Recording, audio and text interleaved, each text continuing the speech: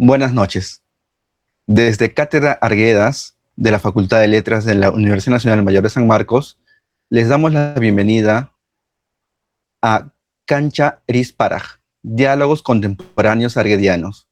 El día de hoy tendremos una disertación de dos tesistas, Nayeli Acosta García y Yasmín Torres Rojas. Antes de dar inicio a esta conversación, le damos pase al profesor Mauro Mamani, director de la cátedra, para unas palabras de bienvenida. Gracias, René Lira, muy agradecido. Yo muy emocionado de ver nuevamente a Yasmín Torres, a Nayeli Acosta, estudiantes ya egresadas de nuestra Escuela de Literatura, que actualmente están haciendo sus tesis de licenciatura.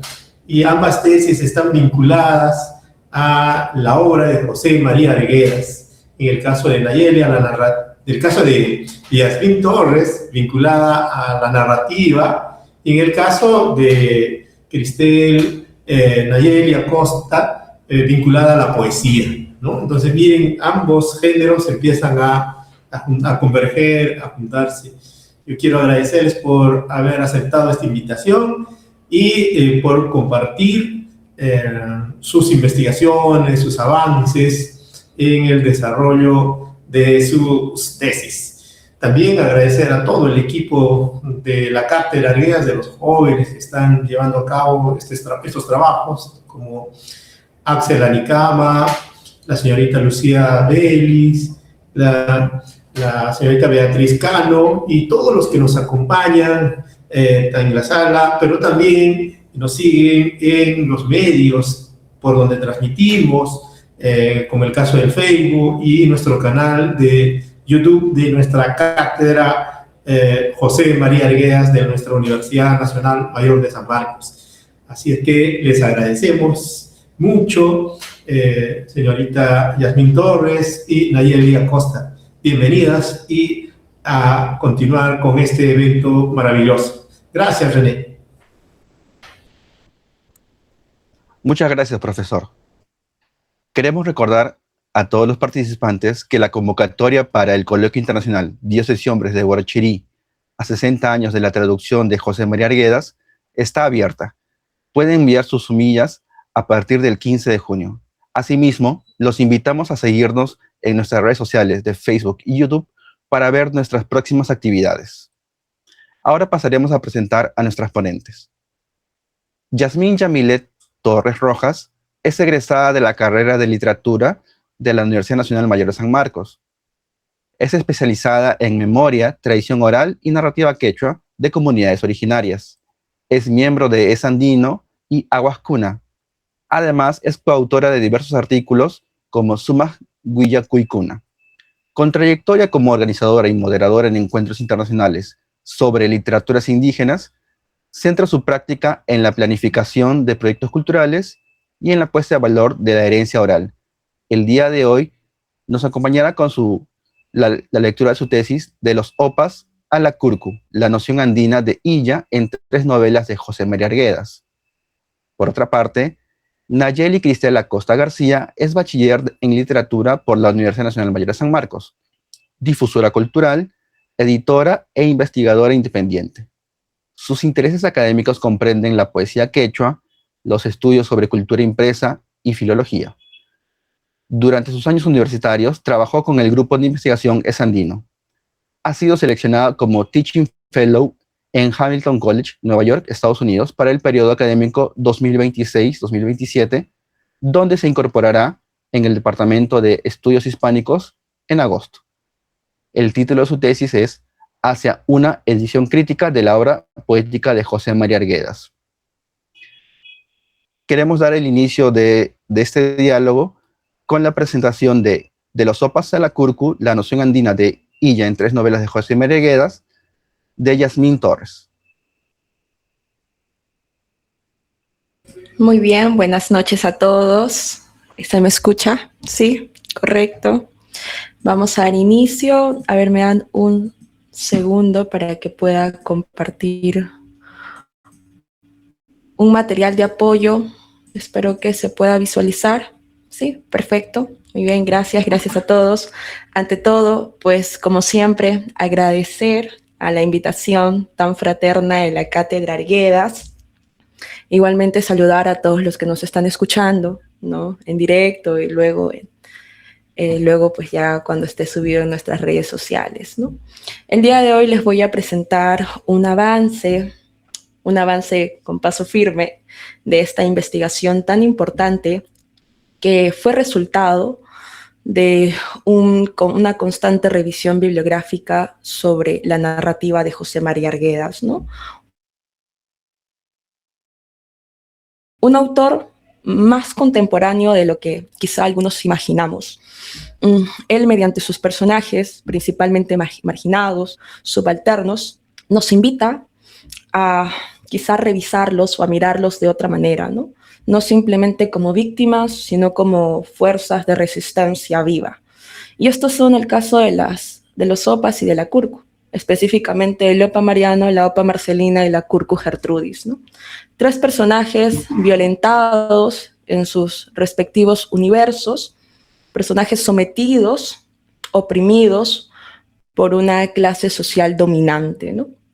Pero a pesar de esto, estos personajes logran trascender, logran incluso ir más allá de las incapacidades que puedan tener, ¿no?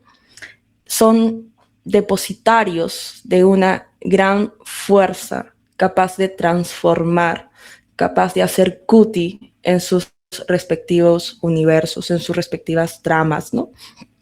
Y dado que vamos a hablar de eso, de sus trascendencias, de cómo son capaces de erigirse como personajes activos de constante transformación, es por eso mismo que se van a analizar a partir de un elemento tan importante para la cosmovisión andina como es el de la noción de Illa. Muy bien. Entonces, este trabajo surge en cierta medida a partir de una primera revisión a este libro tan importante que es Cuentos Olvidados, donde se recopilan 5 cuentos de José María Arguedas entre 1930 hasta 1940, o sea, antes de la publicación de Agua. 5 cuentos que fueron entregados por el mismo José María Arguedas a este crítico literario, recopilador, José Luis Rillón. Uno de ellos nos señala algo muy importante, ¿no? El cuento se titula El Cargador y fue publicado en 1935 en el diario La Prensa. Y Rillón menciona algo que va a ser clave para esta investigación. Nos menciona lo siguiente: Arguedas se detiene ante un anormal precursor de las criaturas deformes de sus relatos, el Upa Don Mariano de Diamantes Hibernales, la Opa Demente de los Ríos Profundos, la Curcu Gertrudis de Todas las Sangres, ¿no? Estos 3 personajes comparten algo, y es su anormalidad reflejada en su deformidad corporal, ¿no? Deformidad corporal que, si nosotros realizamos una revisión lexicográfica de esos términos, Opa y Curcu, son asociados directamente a estas siguientes características, ¿no? Si buscamos Opa en estos 3 diccionarios importantes para nuestra cultura, en este caso la peruana, en fin, podemos encontrar que Opa se suele relacionar con la incapacidad de hablar, con la incapacidad de escuchar, una incapacidad cognitiva, se asocia con la demencia e incluso una incapacidad reproductiva. Opa también es la manera en cómo llamar al árbol infructífero, ¿no? O sea, se asocia con una incapacidad. Ahora, es interesante cómo estas 4 características que aparentan ser negativas le sirven a Arguedas para ficcionalizar a 2 personajes importantes, a Mariano y a Marcelina, que a pesar de tener estas características de aparente discapacidad, también poseen características opuestas, ¿no? Características que se oponen a esta discapacidad, a esta inactividad, en fin, ¿no?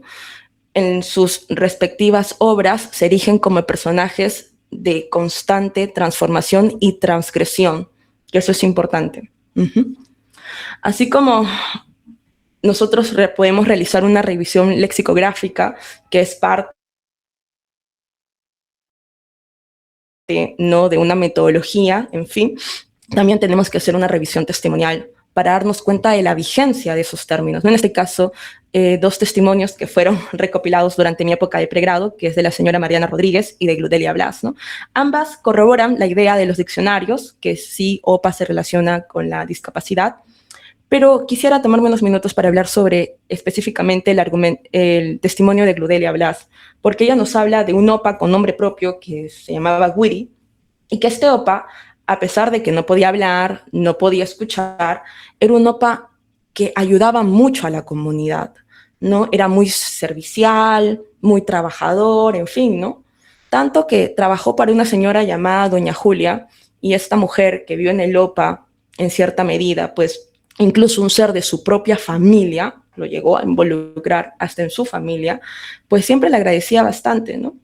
Porque además el OPA era quizá un hombre tan trabajador, en fin, que hacía reciprocidad con la comunidad, que ayudaba a que el ganado de Doña Julia sea un ganado bastante extenso, ¿no? Tenía muchos animales Doña Julia.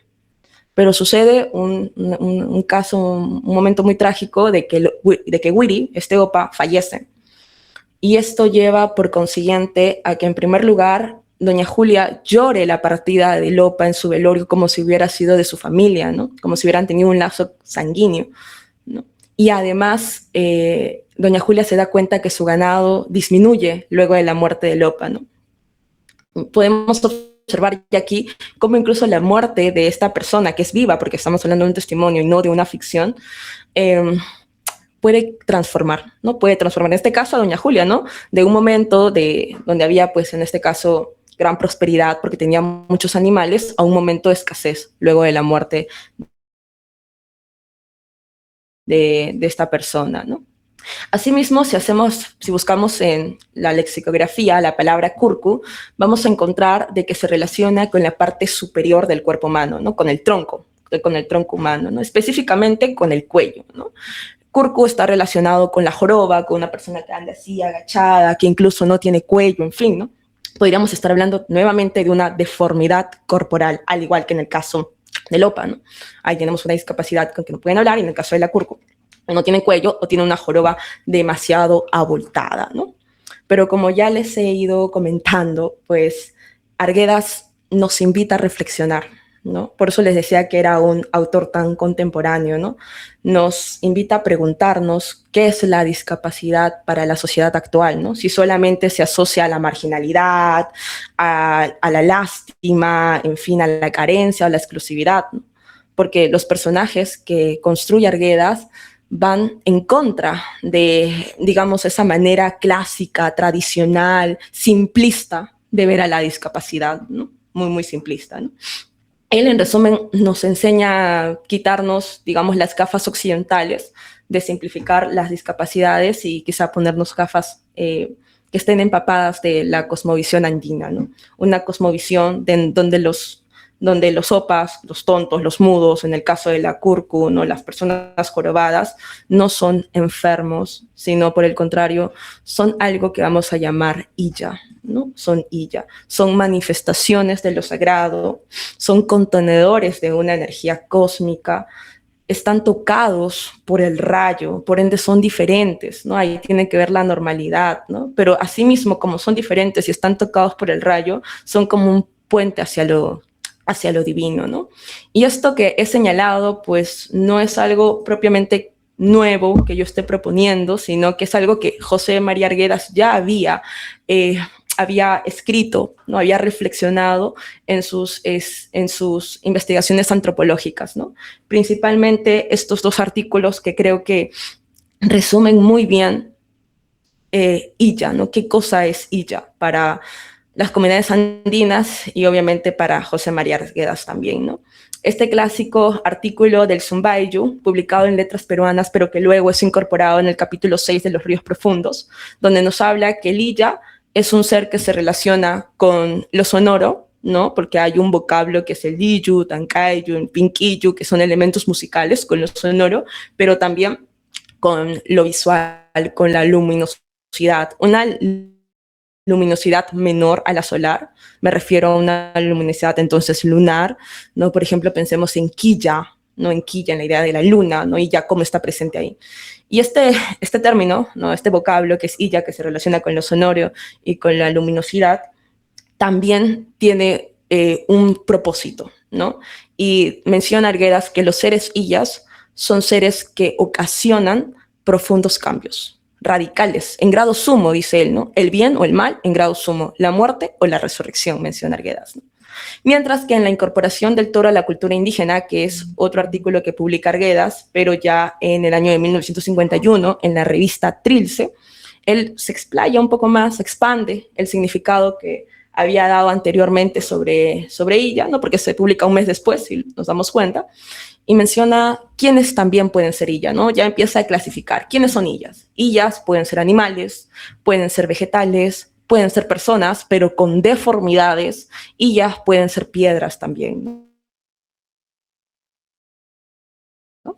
Entonces podemos llegar a este resumen, ¿no? Aquí les estoy mostrando un esquema de estos dos artículos, ¿no? Que illas son los hombres, animales, vegetales, piedras, niños que nacen con jorobas, ¿no? La idea de lo curcu, con deformidades, ¿no? Esta idea de la joroba es una deformidad, ¿no?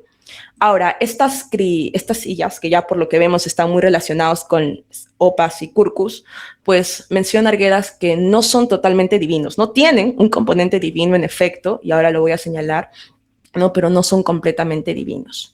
Por ejemplo, si pensemos en el Opa mariano, no sé si por aquí recordamos la trama de Diamantes y Pedernales, ¿no? Publicado en 1954, el Opa mariano inspira su música mediante, obviamente, los sonidos de la naturaleza, ¿no? Él toca el arpa, y los sonidos de la naturaleza, digamos que lo encaminan, ¿no? Lo encaminan. Y además, él por las noches específicamente, ¿no? Mientras que está escuchando el sonido de la cascada y cuando la luz de la luna lo ilumina y lo toca, ¿no? Y lo toca. La luz de la luna, el rayo lunar lo toca, ¿no? Ahí ya podemos ver una idea de lo divino, porque además Mariano incluso sabe que va a morir, porque este personaje muere al final de la historia, ¿no? Él logra anticipar, porque logra escuchar a las criaturas de la naturaleza que le van anticipando su muerte, ¿no? Ahí podemos ver la conexión con lo divino,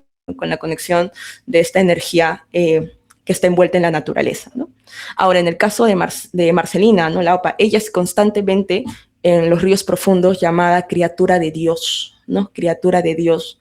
E incluso hacia el final de la obra, cuando ella muere, pues Ernesto, nuestro protagonista, ve que la opa embellece y la compara con la Virgen María. Nuevamente, la conexión con lo divino. Y por último, pues en el caso de la Curcu Gertrudis es aún más obvio, porque Bruno confiesa algo, ¿no? Y es que la Curcu le pertenece al Apuquinto, ¿no? El Apuquinto es es una montaña, un dios montaña, y su hija es la Curcu Gertrudis. Vemos ahí la relación con la divinidad. Y además se dice que en la Curcu está Dios cantando, porque la Curcu canta y Dios se manifiesta en esos cantos, ¿no? Nuevamente la conexión con lo divino, ¿no? La conexión con lo divino. Y por último, respecto a Lilla, estamos ahí yéndonos por estratos. Los sillas, como les había comentado, generan efectos trastornadores, el bien o el mal, pero todo en un sentido superlativo, ¿no? En grado sum. Se puede morir o alcanzar la resurrección. Yo sé que, bueno, tenemos un tiempo limitado y por eso que les traigo este esquema muy interesante para ver este último punto, ¿no? ¿Cómo es que Lilla puede ocasionar la muerte, una muerte simbólica, o también puede ser una muerte física, ¿no? Pero también puede generar la resurrección, una resurrección simbólica o una, en este caso simbólica principalmente, ¿no? Veamos a Mariano. Mariano ocasiona una muerte simbólica en Aparicio. Aparicio es el señor, el más poderoso de un ayllu, ¿no? Obviamente, ¿no? Él, a pesar de provenir de los Andes más centrales de nuestro país, ¿no? Más profundos, Aparicio termina convirtiéndose en un opresor. Pero ¿qué pasa? Que es tan opresor Aparicio que termina matando a su protegido, que es Mariano, ¿no? Aparicio le promete protección a Mariano, pero incumple eso y lo mata, ¿no? Pero ¿qué pasa luego de la muerte de Mariano? Que Aparicio se autodestierra del ayllu que podríamos decir que gobernaba, ¿no? Que manejaba él. se autodestierra. O sea, ahí vemos que se convierte como en un personaje errante que ya no tiene un ayllu donde estar, ¿no? Se autodestierra. Y obviamente la autodesterración de ya no pertenecer a un ayllu es como una muerte simbólica, ¿no? Porque incluso puede ser comparado hasta como un huacha, ¿no? Como un huacha, ¿no? Y ahora Mariano también genera la resurrección simbólica, pero de Irma. Irma había sido una de las amadas de Aparicio, secuestrada. Ella vivía en Ocobamba y es llevada a este nuevo ayllu. Pero ¿qué pasa? Que Irma no había sido pues tranquilamente incluida en el ayllu, sino que como era foránea siempre se la mantenía alejada, ¿no? Pero cuando muere Mariano, Irma es aceptada, es incorporada al ayllu, así que a ella se le da un lugar dentro del ayllu. Así podemos ver la resurrección simbólica, porque ahora pertenece a un ayllu. Dentro de un ayllu puedes ser parte de los principios del ayllu, como la reciprocidad y los otros que ya conocemos también, ¿no? En el caso de Marcelina, ella genera una muerte física del Peluca, que recordemos que el Peluca era quien estaba más obsesionado con Marcelina, ¿no? Y el Peluca muere en los ríos profundos contagiado por la peste del tifus, ¿no? Una peste que Marcelina llevó en su cuerpo a consecuencia de tantas violaciones, ¿no? Pero genera una resurrección en Ernesto, porque Ernesto es un niño que tiene miedo de la noche, tiene miedo de la muerte, pero es capaz de afrontar esos miedos por Marcelina. Cuando Marcelina está moribunda en el campanario, Ernesto va donde ella y cuando la ve, no les comento, pues que ve que Marcelina ha cambiado, ¿no? Hay una transformación, ¿no? En ella. Pareciera que esa sexualidad desordenada que te había tenido previamente pues ha sido reemplazada por una más ordenada, en fin, ¿no? Y pareciera que ella se ha elevado incluso éticamente, ¿no? Eso lo vamos a comentar dentro de un rato. Pero Ernesto se siente más consciente de su rol, ¿no? De a dónde pertenece en este mundo, ¿no? Se siente más consciente. En el caso de Gertrudis, genera una muerte simbólica en Bruno y en la familia Aragón. En este caso, porque la familia Aragón se dispersa, ¿no? Consecuencia de la violación que sufre Gertrudis en manos de Bruno, pues Bruno dice que a partir de aquel suceso pues traumático para Gertrudis, él solo ha podido estar con mestizas y eso le da mucho asco, ¿no? Le da una muerte simbólica porque solamente ahora va a estar con mestizas, ¿no? Consecuencia de haber estado con Gertrudis, de haberla violado. Pero ella le genera una resurrección a San Pedro de la Guaymarca, un ayllu, ¿no? Porque ya les había comentado que los comuneros de la Guaymarca se sienten desahogados, ¿no? Se sienten desahogados, sienten que sus pecados son limpiados a partir del canto de Gertrudis.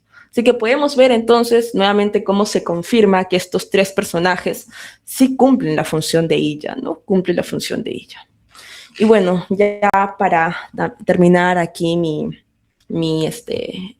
obviamente lo que se busca principalmente es contribuir a las investigaciones, ¿no? Mediante la tesis, en fin. Así que para terminar con este aporte, vamos a finalizar con esto, que es hablar de Mariano, de Marcelina y de Gertrudis, pero entenderlos así de manera no completa, pero sí íntegra, ¿no? Íntegra. Hay que tratar de mezclar todos los elementos que previamente les he mencionado. Mariano, en su trama, es una illa estética. ¿Por qué es una illa estética? Porque es un músico, ¿no? Él toca el arpa, en fin, ¿no? Pero es una illa pasiva, sometida a un opresor, ¿no? En este caso a Aparicio, ¿no? Aparicio, su final es un final trágico, muere en manos de su opresor y su muerte permite la resurrección de Irma, como bien lo habíamos mencionado. Bien, entonces vamos a continuar aquí. En el caso de Marcelina, ella ya no es una illa pues pasiva, sino por el contrario, ya no es una illa dócil tampoco, sino que es una illa que a partir de su locura, a partir de su marginación por sus defectos corporales, en fin, es capaz de elevarse éticamente por encima de los demás, es capaz de transformar. Vimos la transformación que realiza con Ernesto, es una transformación principalmente simbólica, pero la realiza. Hay una escena muy conocida de Marcelina donde ella recupera el rebozo de Felipa, sí, de esta chichera que lideraba el motín, ¿no? El motín de la sal.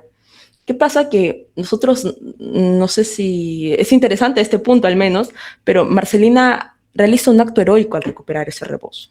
Ella sube a la cruz, como un oso, se trepa a la cruz, pero esta cruz está en el risco y se observa desde ahí el Pachachaca, ¿no? El terrible, que da mucho miedo el Pachachaca, ¿no? Vemos ahí como un abismo, ¿no? Pero ella sí, sin importarle eso, sube y recupera. Y cuando está ahí arriba en la cruz, quiero que más o menos imaginemos ese plano, ¿no? Está en la cruz, ella empieza a juzgar a los pobladores, a los de abajo, a los señores principales, ¿no? Como si ella estuviera reconociendo los pecados que todos ellos cometen, ¿no? Se eleva éticamente. Luego de ese episodio tan importante, Marcelina ya no va a buscar a los escolares del colegio de Abancay, ya no los va a llamar.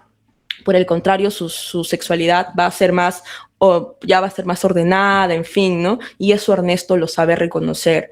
E incluso Ernesto se da cuenta que Marcelina siente felicidad, ¿no? Un rasgo humano que la sociedad opresiva suele quitar a los oprimidos, ¿no? Le suele quitar ese rasgo humano, ¿no? Y Marcelina siente felicidad cuando incluso Felipa y las chicheras se enfrentan contra los militares, ¿no? Por la sal, ¿no? Mediante insultos, mediante risas, obviamente se escapan, en fin, a la selva, en fin, pero Marcelina siente felicidad porque el motín, digamos que está triunfando, ¿no? Está triunfando. Y así, bueno, Marcelina muere, en fin, pero tampoco su muerte es en vano, ¿no? Nos estamos dando cuenta cómo Arguedas va internalizando en la cosmovisión andina mediante la noción de illa, ¿no? Él también está comprendiendo cada vez mejor la noción de illa y está entendiéndolo y lo demuestra mediante estos personajes, ¿no? Mediante estos personajes. Mientras que Mariano era pasivo, quizá un poco más dócil, Marcelina no, ¿no? Marcelina realiza actos heroicos, se eleva éticamente, en fin, a pesar que obviamente nosotros no sabemos qué es lo que piensa Marcelina. Son personajes que a nivel cognitivo, pues nosotros, el lector al menos, no puede percibir qué es lo que siente, ¿no? Qué es lo que piensa.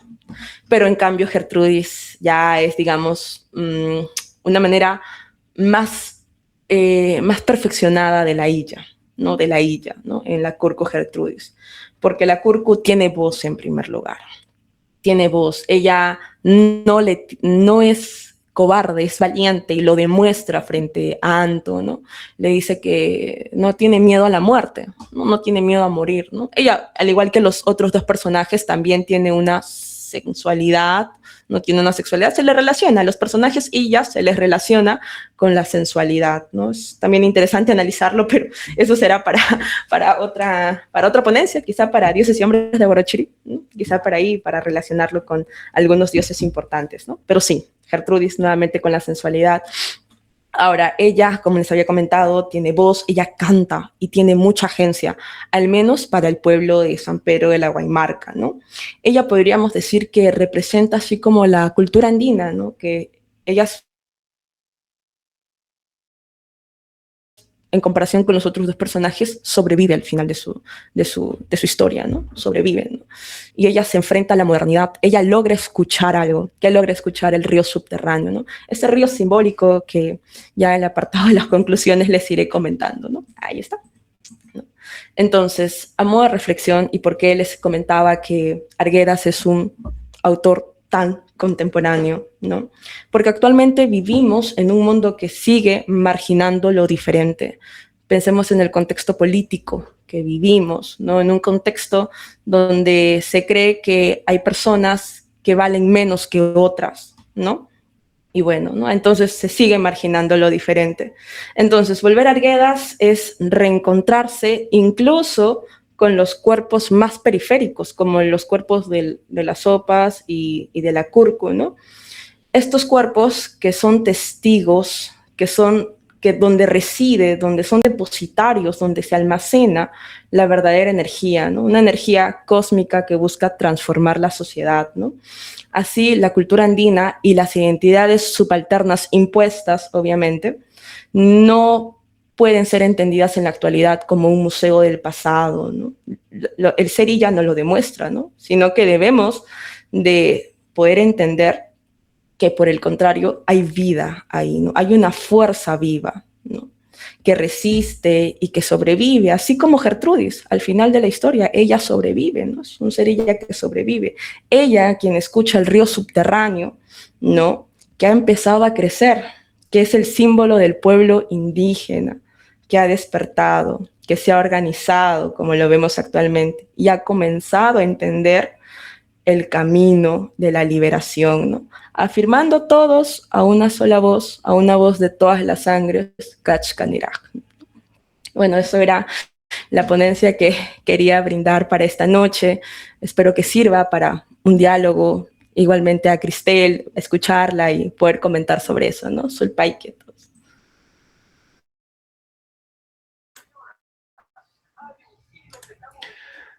Muchas gracias, Yasmín Torres, por compartirnos tu ponencia sobre tus investigaciones en la narrativa de José María Arguedas. Ahora nos gustaría invitar a nuestra siguiente ponente, a Nayeli Acosta, para que nos pueda compartir también sus investigaciones en su ponencia titulada Hacia una edición crítica de la obra poética de José María Arguedas. Adelante, Nayeli.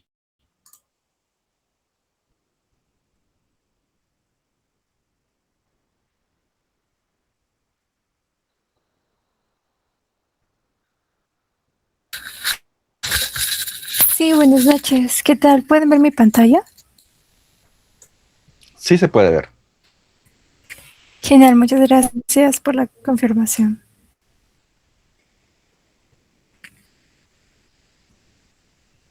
Genial. Bueno, primero agradecer a todos por su presencia, por su tiempo. Por otro lado, alcanzo mi agradecimiento de igual manera a la Cátedra Arguedas, al profesor Mamani y los compañeros que lo organizan, por esta oportunidad valiosa de poder estar aquí y compartir con mi compañera Yasmín nuestras investigaciones de tesis. Entonces, bueno, comencemos. Como ya lo mencioné, el título de mi tesis es Hacia una edición crítica de la obra poética de José María Arguedas. Entonces, aquí está. Bueno, un poco que empezando a comentar sobre ello, yo podría resumir los motivos del por qué realizo esta investigación en tres, ¿no? Yo creo que resulta necesaria en primera instancia para actualizar las metodologías de acercamientos hacia este importante indigenista para nuestro canon peruano, ¿no? Creo que un acercamiento de edición crítica a través de la metodología de la agnótica, que es lo que yo presentaré, reactualiza su obra y la hace presente. En segundo punto, yo creo que trabajar su poesía implica un reto particular porque todos conocemos que Arguedas escribía en bilingüe, entonces escribía en quechua y en castellano. Entonces, eso representa un reto un poco más particular, es un corpus mixto, por lo que demanda cierto rigor filológico, de prudencia, ¿no? Para, digamos, buscar establecer el texto, fidelizarlo hacia lo más certero posible, como estuvo escrito, porque recordemos que él publicó sobre todo prosa en vida, no tanto poesía. Y en tercera instancia, yo creo que una edición crítica permitiría poner a disposición de investigadores y lectores una versión confiable y accesible de su poesía, fortaleciendo así el estudio de esta última. Bueno, entonces, un poco antes de realizar la introducción, quería comentar acerca de la situación problemática, bueno, del estado de la cuestión de esta investigación, que repara desde, por ejemplo, una falta de atención, una ausencia de atención en la poesía arguediana. En primer lugar, podríamos mencionar a Martín Lienhardt, quien en el 98 mencionó que, abro cita, por un lado, el idioma no europeo en que están escritos los poemas, pero más todavía, quizás la dificultad de situarlos en el panorama de la producción poética peruana y latinoamericana escrita. Cierro cita. En ese aspecto resulta importante subrayar lo complejo de manejar propuestas de edición o conformación de un corpus de poesía que fue escrita en dos registros, castellano y quechua. Y es que Arguedas tradujo la mayoría de poemas que este trabajo de tesis presenta. Entonces, se recuerda que para el momento de publicación, de estas palabras de Lienhard, el 98, el poeta ya había fallecido, obviamente, y que también ya se había editado Catatai por el INC. Entonces, gracias a este trabajo del 72, del Instituto Nacional de Cultura, es de donde parten muchas otras ediciones que hasta el momento se siguen haciendo de la obra del indigenista. Por ello vale mencionar que la idea de un libro que reúna pues una poesía guediana es póstuma, ¿no? Toda propuesta de Catatai fue transcrita, revisada y anotada por iniciativa de la viuda, no del autor. Por ello, podríamos suponer cierto grado de artificialidad de la obra poética del destacado escritor indigenista. Entonces, se ha de advertir que, como menciona Gonzalo Espino en 2012, Mauro Mamani, el profesor, con su libro José María Arguedas Urpi Fiero Juri Sonjoiki, del 2011, fue quien hizo que se dejase de entender la poesía de Arguedas únicamente como la que se recoge en el 72. No obstante, se ha de señalar que no se considera el poema Gavichai de Alita Kelly del 2000, ni por supuesto el poema inédito dedicado a Hugo Blanco que mi tesis presenta. Y otro aspecto que también resalta Espino es que su preocupación por cuestiones de edición, como la disposición errada de la nota introductoria del poema Catatai, así como el pedido de reubicación de su poesía y la atención a la parte quechua de sus poemas, pues defiende que solo se ha prestado atención a la otra, la castellana. Por otra parte, Julio Noriega en el 2012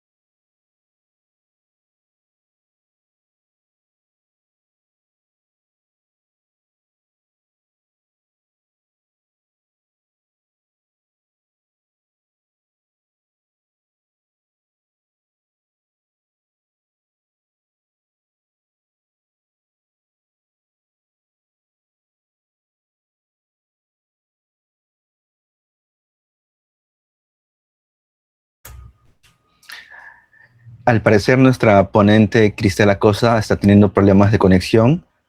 Pedimos a los participantes, por favor, esperar unos breves minutos en que pueda volver a conectarse y para continuar con esta conversación sobre la poética de Arguedas.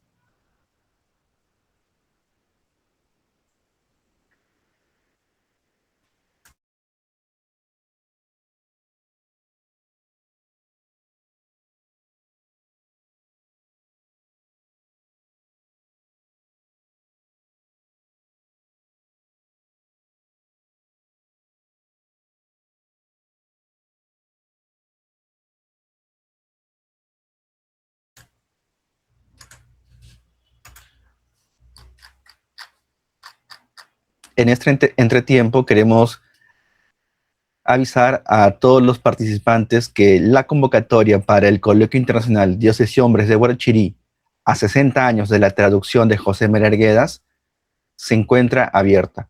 Pueden enviar sus sumillas para participar de este coloquio a partir del lunes 15 de junio. Asimismo, los invitamos a que nos sigan en nuestras redes sociales de Facebook y YouTube para ver nuestras próximas actividades, ya que tenemos un próximo recital en poesía en lengua aymara a realizarse.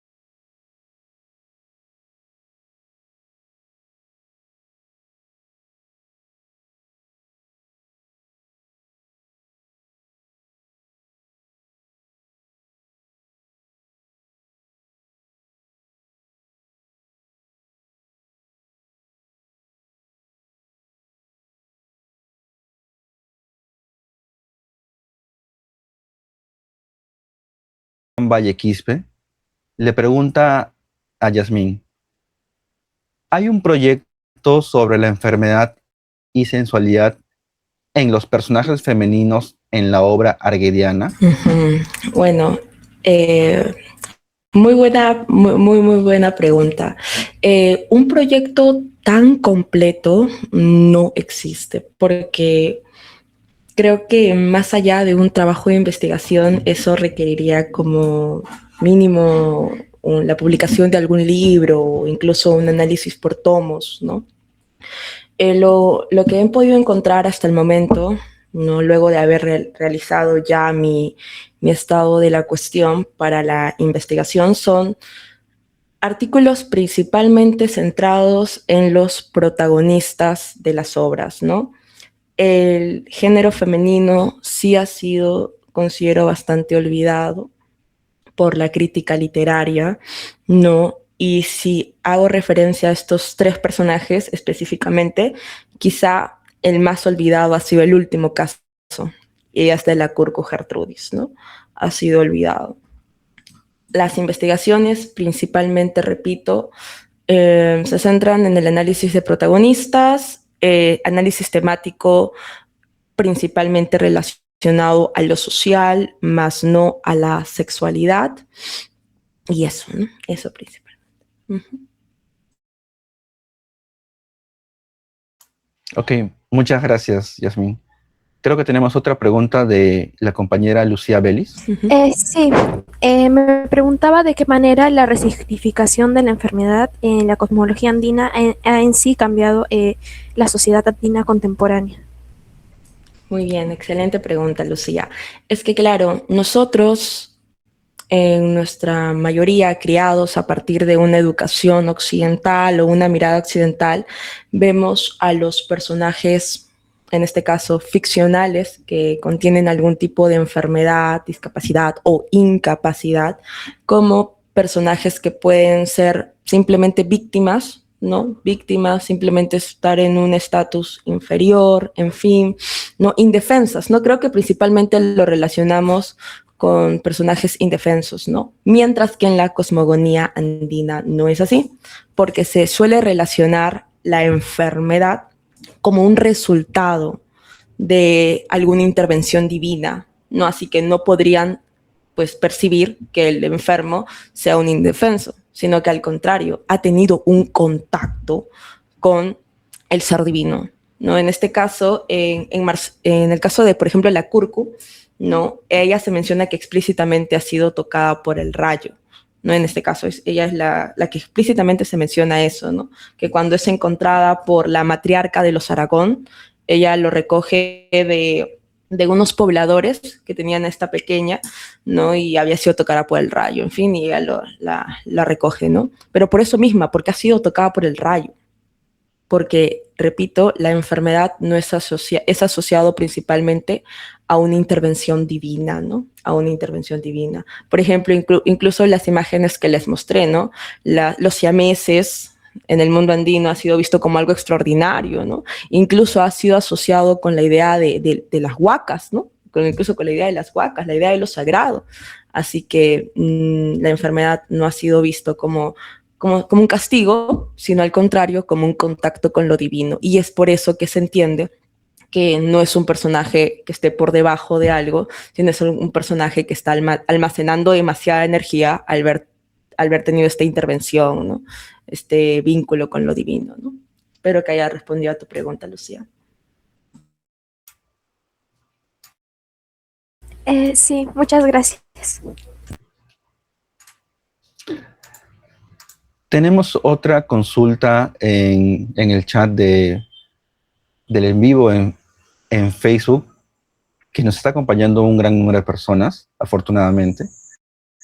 Zoraida Luz Guzmán Maldonado pregunta a Yasmín si podría profundizar en el concepto de Illa nuevamente y cómo ésta la ha aplicado en la obra narrativa de Arguedas.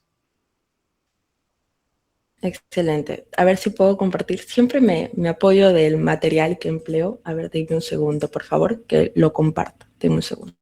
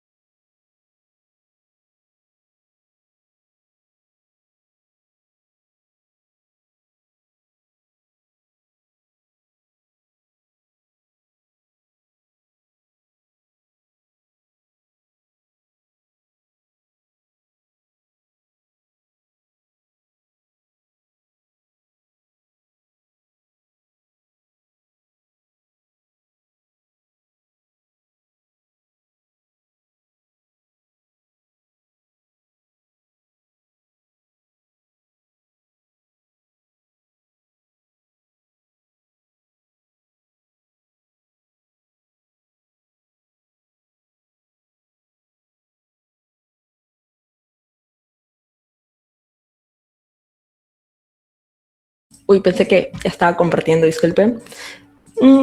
Creo que para responder a esa pregunta voy a preferir ir directamente al texto. Denme un segundo. Voy a preferir ir directamente al texto. No sé si se puede ver lo que estoy proyectando, que es el capítulo 6. ¿Sí? Sí se puede ver. Ok, excelente. Bien, aquí en el capítulo, gracias. Aquí en el capítulo 6, Arguedas hace una primera descripción sobre qué cosa es Illa y con qué lo relaciona, ¿no? Voy a citarlo para luego realizar una interpretación, sobre todo en el apartado más importante, ¿no? Dice, la terminación quechua Iyu, empieza con el análisis de ese vocablo, es una onomatopeya. ¿Ok? Iyu representa en una de sus formas la música relacionada a lo sonoro, que producen las pequeñas alas en vuelo, música que surge del movimiento de objetos leves. Ok.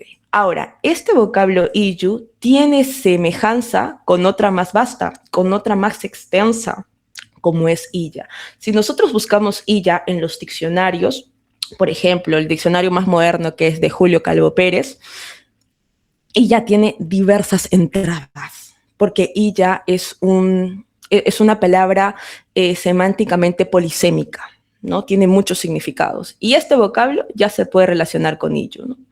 Illa, empieza Arguedas, nombra a cierta especie de luz. Como les había comentado, hace relación a la luminosidad. Y a los monstruos, ¿ok? Puede ser una criatura deforme, que nacieron heridos por los rayos de la luna. Como les comenté, hasta aquí nos hablan de la luminosidad. Ahora, esto se relaciona con nuestros tres personajes porque los tres están relacionados con los rayos de la luna. Empecemos en el caso de Mariano. Mariano, como les había mencionado, a pesar que Diamantes y Pedernales es una novela muy corta, se nos menciona que él se inspira de la música, de los sonidos de la naturaleza y que lo hace cuando la luz, los rayos de la luz de la luna le caen encima, no le tocan, ¿no? Ahí vemos una primera idea. En el caso de Marcelina, Marcelina está muriendo y justamente se describe que el campanario está siendo, si desean, cubrida por la luz de la luna. Nuevamente se menciona la luz de la luna. En el caso de Gertrudis, ella es encontrada por la noche y se menciona de que ella ha sido tocado por algún tipo de rayo, ¿no? Un rayo benéfico, se le dice, ¿no? Un rayo benéfico. No se especifica de qué rayo, pero como era por la noche, podemos imaginar que es un rayo lunar, ¿no? Entonces, hasta ahí vemos esa relación entre los sopas, la curcú y la idea de Illa, ¿no? Luego, Arguedas continúa, ¿no? Illa es un niño de 2 cabezas o un becerro que nace decapitado. Esto es una anormalidad, porque claro, que un niño nazca con 2 cabezas no es algo que suceda constantemente, es algo anormal, es algo que se escapa, ¿no? Un becerro que nace decapitado también es algo anormal, y como sabemos, los 3 personajes que estamos analizando son anormales. Los 3 tienen deformidades corporales. En el caso de Mariano y Marcelina son chatos, son bastante gorditos, y es extraño el cuerpo que tienen. Incluso es comparado con el cuerpo de animales, ¿no? En el caso de Marcelina con el oso, ¿no? Y bueno, en el caso de la curcú Gertrudis es mucho más obvio por la idea de su joroba, ¿no? Entonces se sigue describiendo Arguedas, ¿no? Ella también puede ser un peñasco gigante, como les dije, la piedra, todo negro y lúcido, ¿no? El famoso elja, ¿no? El enjayu, ¿no? Que utilizaban los ganaderos para solicitar riquezas, ¿no? Que en este caso, más que riquezas, ¿no? Que su ganado se reproduzca, ¿no? Mayor cantidad de animales. Dice, cuya superficie pareciera cruzada por una vena ancha de roca blanca de opaca luz. Es también Illa una mazorca, como lo que había mencionado, ¿no? Cuyas hileras sigue viendo con la normalidad. Se entrecruzan o forman remolinos. Son Illas los toros míticos, ¿no? Como el misito de Jaguar Fiesta, que habitan el fondo de los lagos solitarios, de las altas lagunas rodeadas de totora, pobladas de patos negros, ¿no?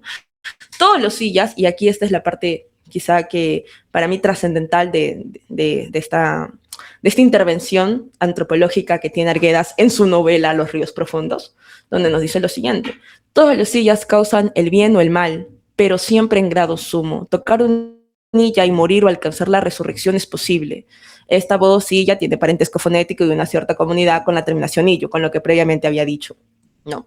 Entonces, yo justamente que fue a partir de esto que yo pude entender lo demás, porque los personajes Mariano, Marcelina y Gertrudis no son personajes que están aislados, son personajes que tienen contacto con otros. Y ahora, cuando tiene contactos con esos otros personajes, en algunos casos causan el bien, como Irma, Ernesto y San Pedro de la Guaymarca, o en otros casos causa el mal, como Aparicio, como Peluca y como también Bruno, ¿no? En el caso de todas las artes, ¿no? Y a partir de ello hice mi análisis y por eso es que terminé asociando.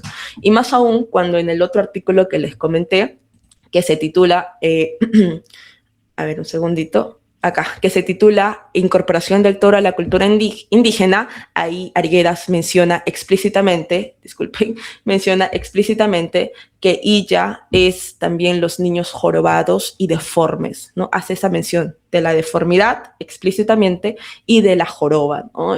De esa manera ya pude comprender y pude verificar quizá la hipótesis que estaba planteando, ¿no? La hipótesis que estaba planteando. Así que por eso es que he relacionado Illa con Opas y Curcu, ¿no? Opas y Curcu. Al inicio, cuando recién estaba, digamos, formulando toda esta hipótesis, todo empezó, por cierto, en un curso del profesor Mauro. Así que la responsabilidad total de esta investigación a él, a esa manera en cómo nos ilumina a nosotros, ¿no? Así como Unilla nos ilumina también. De esa manera, pues al inicio no sabía cómo relacionar estos tres personajes, ¿no? O sea, yo decía, sí, tienen características en común, pero necesito algo que me ayude a conectarlos, un concepto, una noción, y encontré la de ella.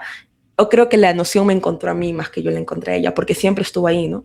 Siempre estuvo en nuestras comunidades andinas. Muchos ganaderos en la actualidad siguen teniendo esta idea de que un enjaichu es un illa, de que les va a ayudar para que su ganado se siga reproduciendo y tengan más animales, en fin, ¿no?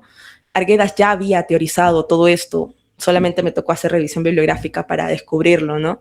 Pero ya él, digamos que él había planteado todo, ¿no? Quizá en mi investigación eso no lo señalé por cuestiones de tiempo, pero lo que yo quiero es demostrar cómo Arguedas fue internalizando su comprensión de la cosmovisión andina, ¿no? Y ahora sí quiero darle paso a Cristel, que quiero escucharla, por favor.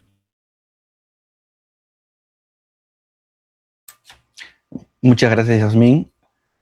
Invitamos a Cristel Acosta que pueda continuar con su manejo, por favor. Qué apenada estoy, lo lamento. No sé en qué momento me fui. Yo realmente hace pocos minutos, que fue cuando acabé la exposición, después de 20 minutos de haber empezado, me di cuenta que no estaba en el Meet. Qué pena. ¿Hasta qué parte me quedé? Si no, miren, yo entiendo que estamos con los tiempos. Puedo reducir mi exposición a lo que queda del tiempo y hacerlo prudente, ¿no? Estabas citando al profesor Mauro, por ahí más o menos. Ah, ya. O sea, sí se alcanzó a escuchar, a ver el PPT entonces, al inicio. Bueno, continúo. Mil disculpas, realmente yo no me di cuenta que dejé de estar en el Meet.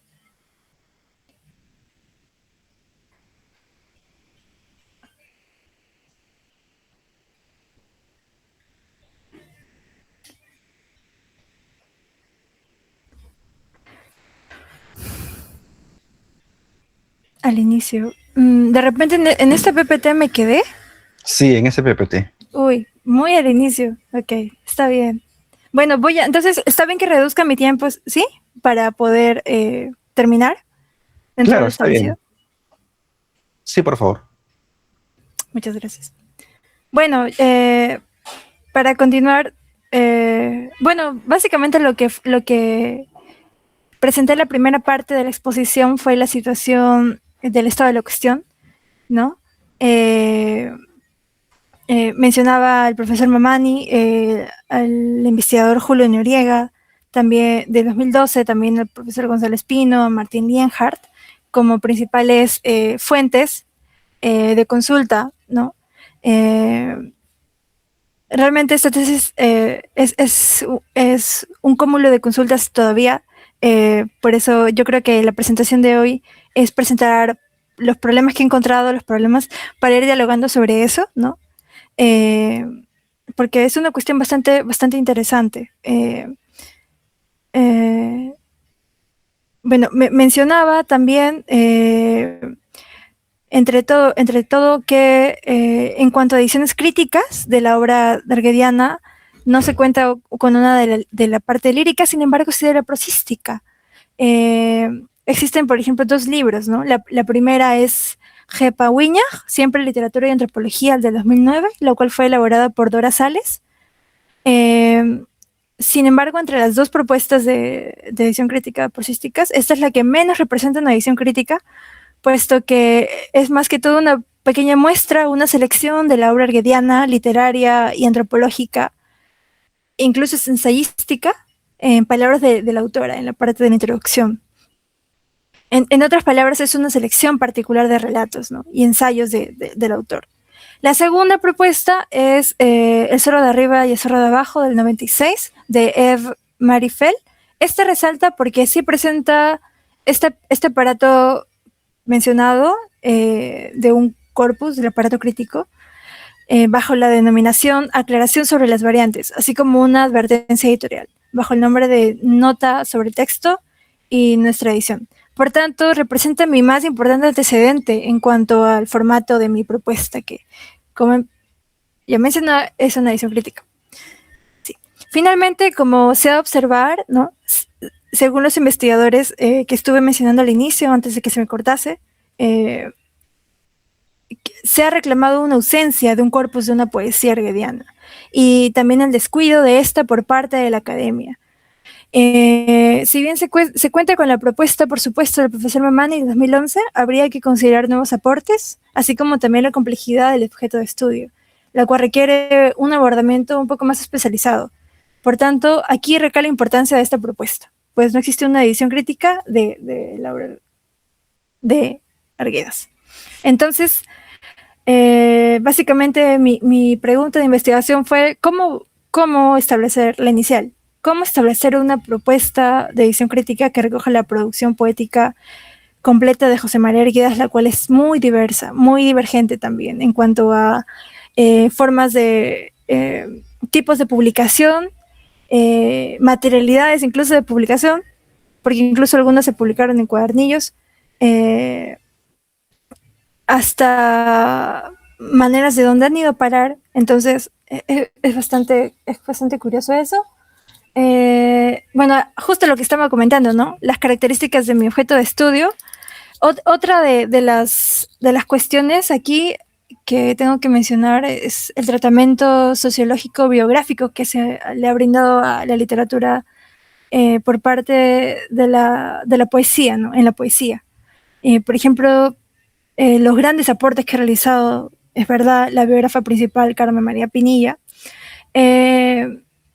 dentro de su poesía, porque en sus libros biográficos de Arguedas incluía poemas que ella encontraba, ¿no? Entonces, también tengo que mencionar, por otra parte, una alta densidad de poemas que no están ubicados, y esto sobre todo para señalar que es gracias a que en el Perú no existe una praxis continua o una praxis en sí de un cuidado archivístico, ¿no? No nos preocupamos por dónde van a parar finalmente la biblioteca de nuestros grandes autores. Y esta es mucho más problemática porque es de nuestros indigenistas principales y no tenemos una biblioteca de consulta contundente. Nada más tenemos lo que ha quedado y que muy bien ha trabajado la biblioteca de la Católica, ¿no? Pero esa es una de muchos otros autores, también indigenistas y de otras corrientes, no tenemos un archivo hacia dónde acudir. Entonces, por eso es que el trabajo, el acercamiento que yo realizo en esta tesis también es más profuso, es más complicado porque hay que palpar, hay que ir tocando puertas un poco de, incluso hasta investigadores personales, porque algunos de los hallazgos que yo he tenido han sido gracias a esos investigadores particulares de la obra, ¿no? Que muy amablemente me han brindado el material. Entonces, también otro factor a mencionar de la poesía de Arguedas es que la idea de una edición de poesía que recoja su poesía completa, una selección, digamos, mediana, es póstuma, ¿no? Porque él en su vida publicó, sobre todo, como sabemos, prosa. Y en la última parte, recién de los 60 en adelante, se decantó por la poesía. Entonces, eso es interesante que hay que mencionar. También hay que preguntarnos estos factores que ocasionaron. Estos factores ocasionaron, entre otras cosas, preguntarnos también desde dónde se publicaron los poemas arguedianos, ¿no? Por ejemplo, como comentaba, en libros o cuadernillos que publicaron un único poema, en periódicos y suplementos, en revistas culturales y académicas. Por ejemplo, la última publicada fue Gavicha, ¿no? En el 2000. En ediciones de Catatay, que es nuestro tronco principal de investigación en esta tesis, porque desde ahí parten los 7 poemas que hasta ahora han quedado de Catatay, y que, de hecho, sea de paso, primero se publicaron 6, luego se añadió Joyana. También, ¿de dónde sacamos la obra divergente de Arguedas, su poesía? De los libros de cartas de Pinilla. También material de la colección especial, ¿no?, de Arguedas en la Católica. Esos son los principales, ¿no? Bueno, aquí quiero mencionar nada más estas 2 ediciones, porque lo demás son libros de poesía quechua en sí, ¿no? Porque también es interesante preguntarnos desde dónde existe esta tradición o esta idea de plantear, de publicar una propuesta de poesía quechua, ¿no? Podemos incluso mapear hasta los bolivianos, o también a Jorge Basada, el historiador, ¿no?, con su libro Literatura Quechua en el 38. Es interesante esta idea de libro o antología que recoja la tradición quechua, o también literatura escrita en quechua, ¿no?, que después se fue desarrollando. Bueno, sobre todo con Arguedas en la parte de recopilatoria, en el 38, canto quechua, en el 65, poesía quechua, y son poemas que hasta ahora forman, como ya sabemos, parte del canon lírico, ¿no?, sobre todo Catatay, que hasta ahora se recogen en libros como Jarawinchis de Gonzalo Espino, de poesía más contemporánea. Entonces es interesante cómo estos poemas forman parte de ya el corpus establecido en sí, de Catatay, ¿no? Pero hay muchos otros que son atribuidos, que están aquí en mi lista, que voy a comentarlos brevemente después. Entonces, siguiendo esta cuestión de Catatay, hay múltiples ediciones de Catatay. Se ha tratado de diversas formas, desde la primera, el INC, ¿no?, del 72, póstuma, evidentemente, Casa de las Américas, luego otra, el 83, que es recién donde se añade Joyana, Horizonte, Proande, Petroperú, incluso tiene una edición cartonera, hasta la última, que es virtual, que fue una edición realizada por la Caslit, ¿no? Entonces, hasta ahí se recogen los 7 poemas, desde aquí, ¿no?, desde que se considera Joyana, como poesía de Arguedas. Sin embargo, hay que mencionar son estos poemas, ¿no? Aquí están los 7 poemas que todos conocemos. Sin embargo, hay que mencionar que hay poemas atribuidos, poemas que se han publicado después, ¿no? El nombre de atribuidos es algo que yo realizo, porque no sabía cómo denominar estos poemas póstumos que han desaparecido en desorden, ¿no? Entonces, es curioso. Bueno, siguen ahí, sí, sigo conectada. Entonces, estos son los otros poemas que estoy comentando. Desde la noche, que según Pinilla, ella propone, ¿no?, como data el 50, 2007 dice, porque, bueno, es la fecha de publicación del libro de Pinilla en donde los recoge. O sea que hasta el 2007 no hemos sabido de estos poemas. ¿Pueden creer cuánto tiempo pasó? Esto evidencia gran desorden, ¿no? Gran desorden y gran descuido que tenemos nosotros aquí en Perú de la biblioteca, del propio trabajo en sí de nuestros grandes escritores. Es un poco lamentable eso. Bueno, entre varios poemas que ya están publicados, uno que quiero señalar es a Francisco Miró Quesada, que es un poema que nosotros conocemos gracias a esto, una página de un suplemento de un diario. O sea, es muy curioso, por eso yo menciono lo divergente de la poesía, por la manera en que ha sido tratada, en cómo se ha publicado, también se ha dado a conocer.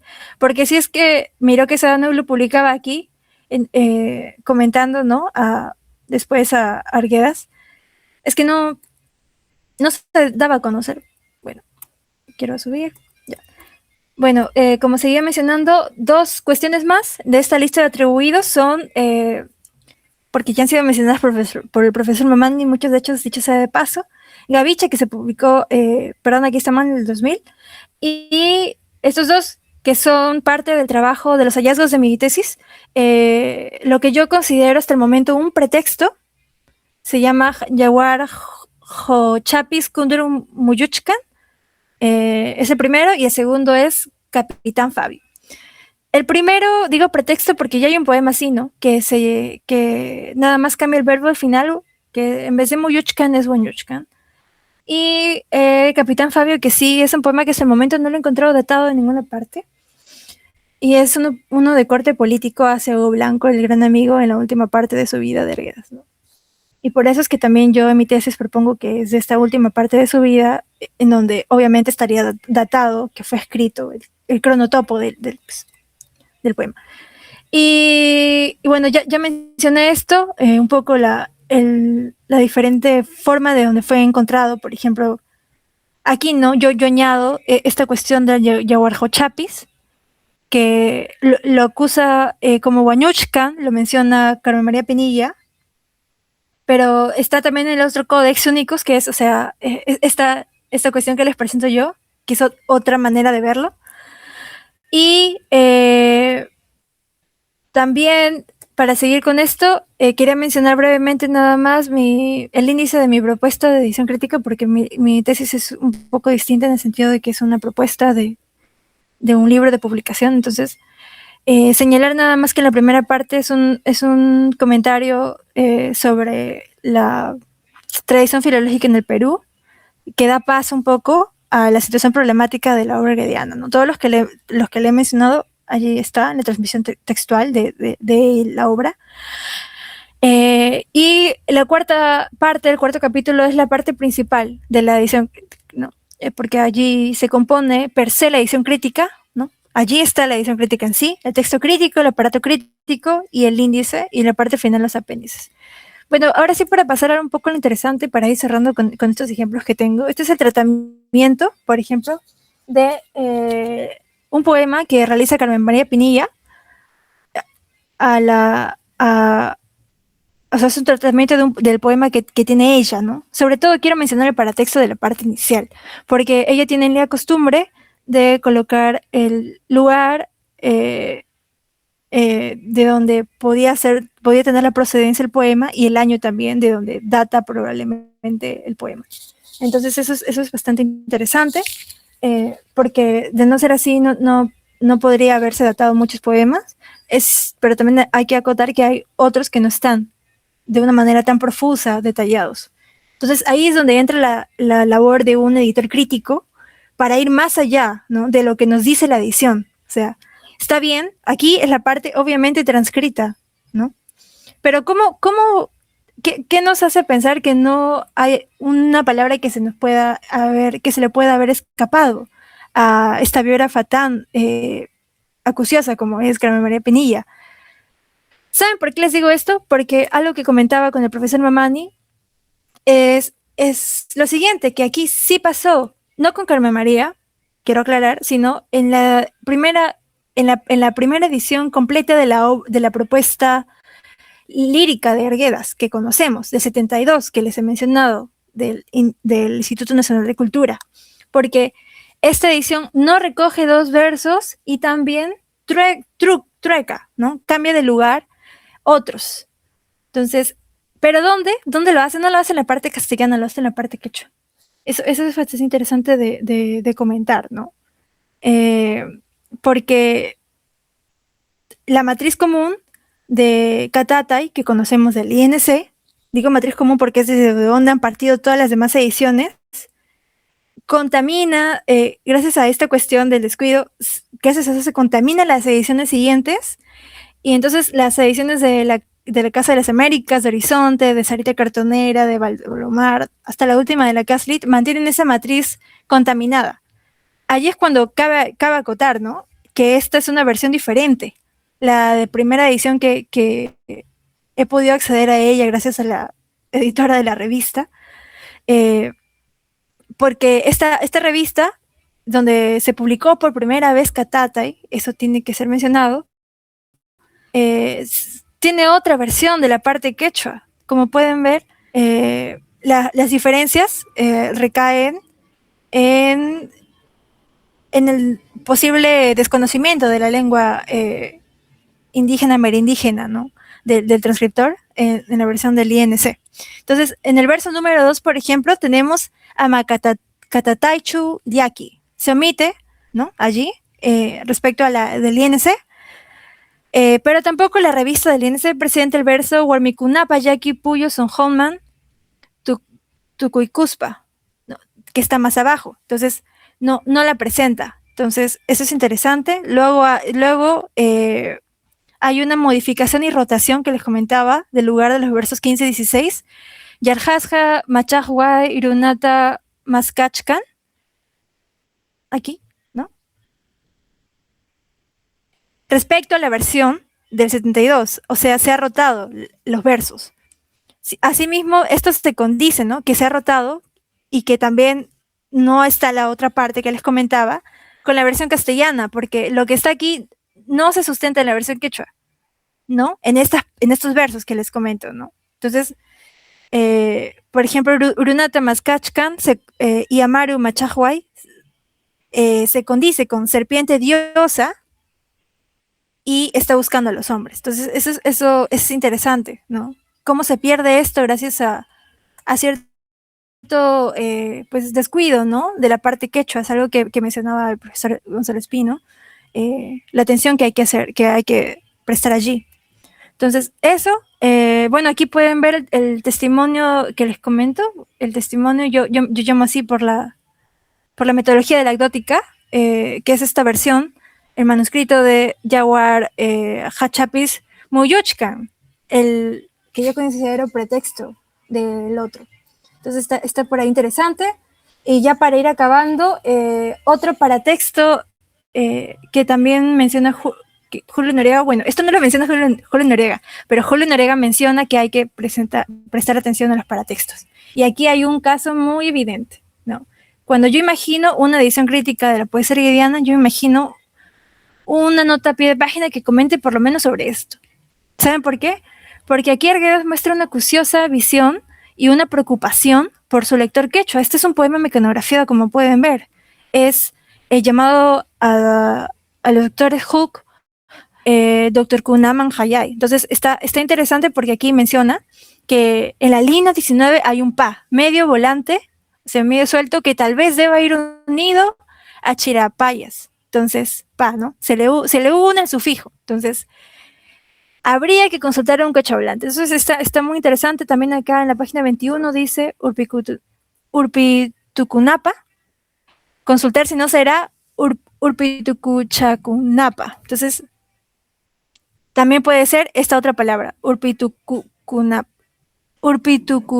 Entonces, hay un cuidado que no se mantiene en las ediciones que vemos hasta ahora, que han partido del INC, de la matriz principal que les comentaba, hasta las últimas ediciones del 2011, ¿no? Hay otros que sí. Hay una introducción, por ejemplo, ¿no? Que conocemos al poema de Tupac Amaru. Pero este tipo de paratextos no se mantiene. Entonces, por allí hay que tener mucho cuidado. Y también, aquí no lo puse, creo que no lo puse la versión en transcripción, porque está en proceso de publicación del poema Capitán Fabio. Bueno, hasta ahí sería todo. Muchas gracias.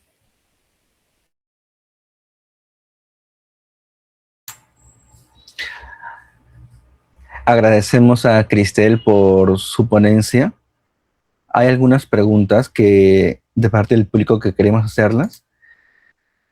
Una de ellas es, y de la que yo también tengo dudas, es ¿a qué se debe la dispersión y el descuido de la organización de la obra lírica de Arguedas?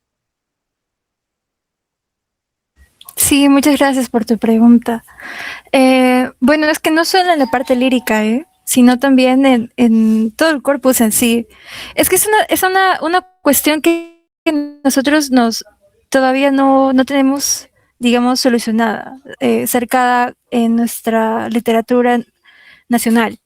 Hay un descuido, no está esta cultura de preservación, no se piensa en los investigadores del futuro, como yo, como mi compañera Yasmín, que después de 20 años de la publicación de este libro, 50, quién sabe más, van a ir a los archivos, van a querer buscar, ¿y qué se van a encontrar?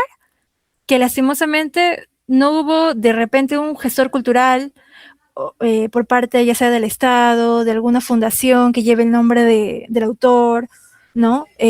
Por ejemplo, la Fundación Gabo en Colombia, la Cátedra Vallejo acá en Perú. Es que son casos excepcionales que lastimosamente, pese a que este sea uno de nuestros autores canónicos de nuestra literatura, de los principales indigenistas que tenemos, lastimosamente no se ha preservado. Entonces yo quería mencionar eso, que no solo es en la lírica, sino es en la cuestión general.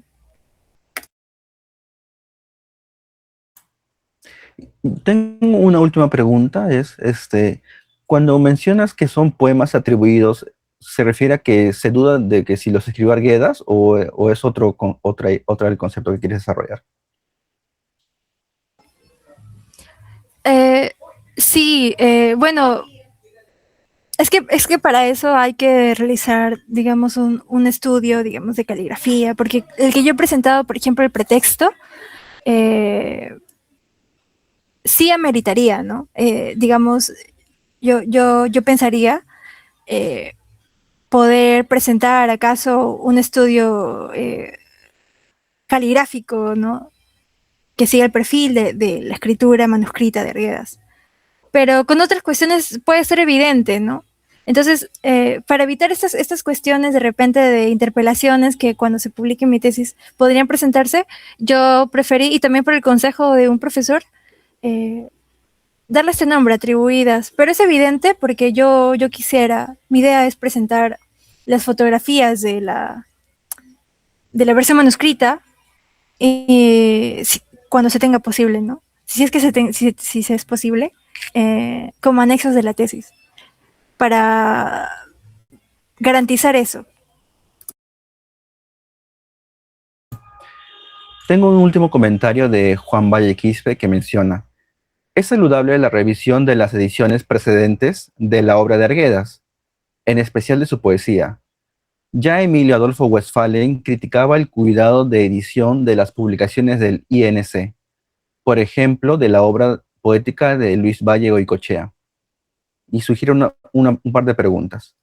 ¿Dirías que no hubo suficiente atención de especialistas al papel editorial de instituciones del Estado?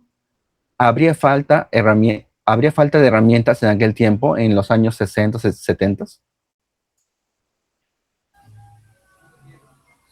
Muchas gracias por tu pregunta. Yo diría que sí, hubo un evidente descuido, ¿no?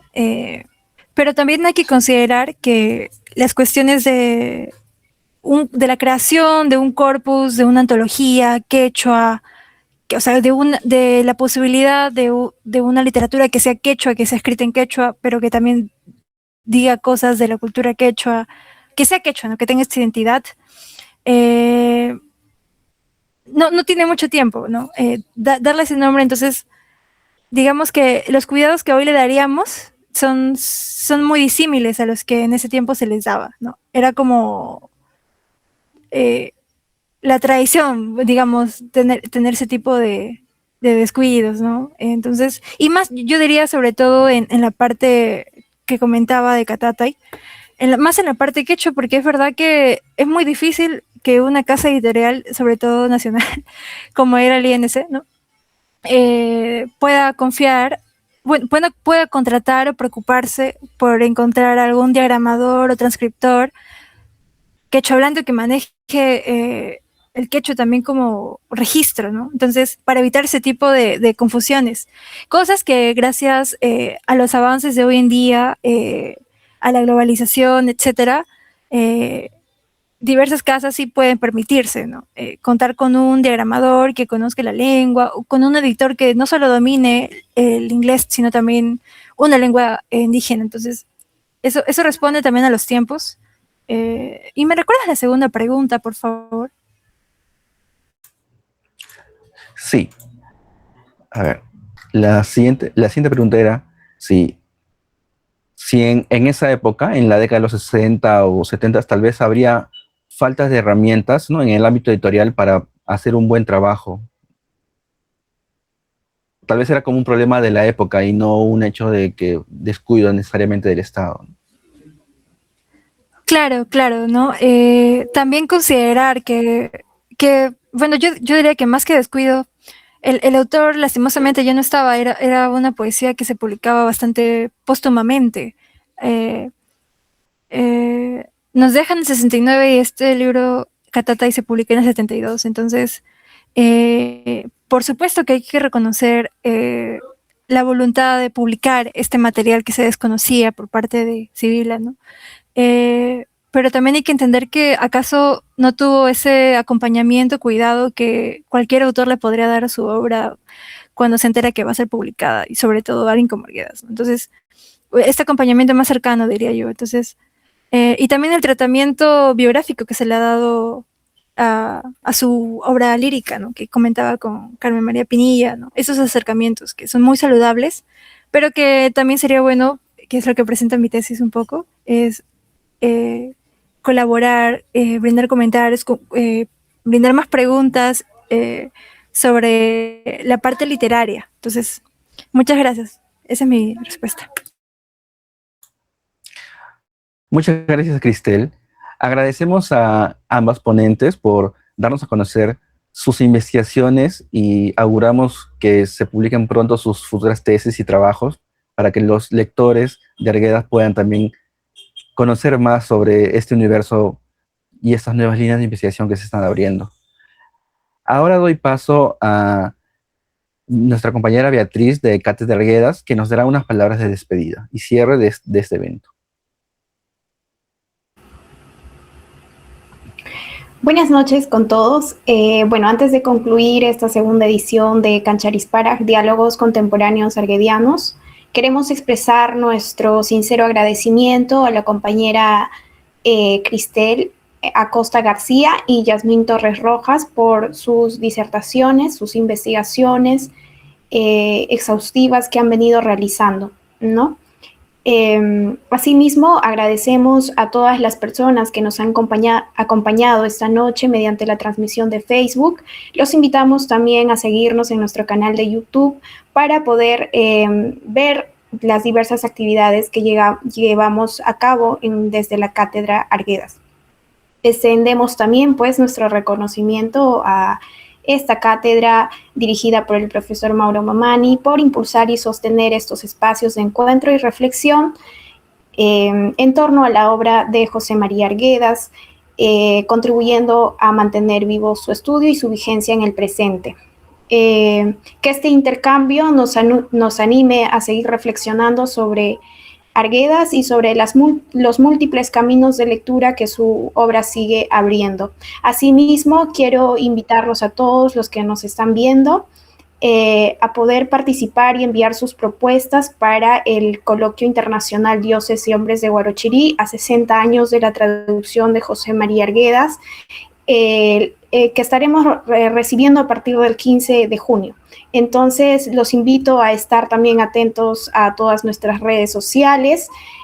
También pueden inscribirse en el formulario que está en la descripción de nuestro Instagram y de nuestro Facebook también. Y los estaremos esperando siempre para poder compartir estos espacios de diálogo y reflexión. Sin más que decir, agradezco también a los compañeros que están detrás de todo esto. Agradezco a Lucía Vélez, a René Augusto Lira Paucar, a Axel Daniel, a Eric Acuña y a Ilane Bravo Valladolid, que siempre nos acompañan en estas actividades. Muchas gracias y buenas noches con todos. Gracias, René.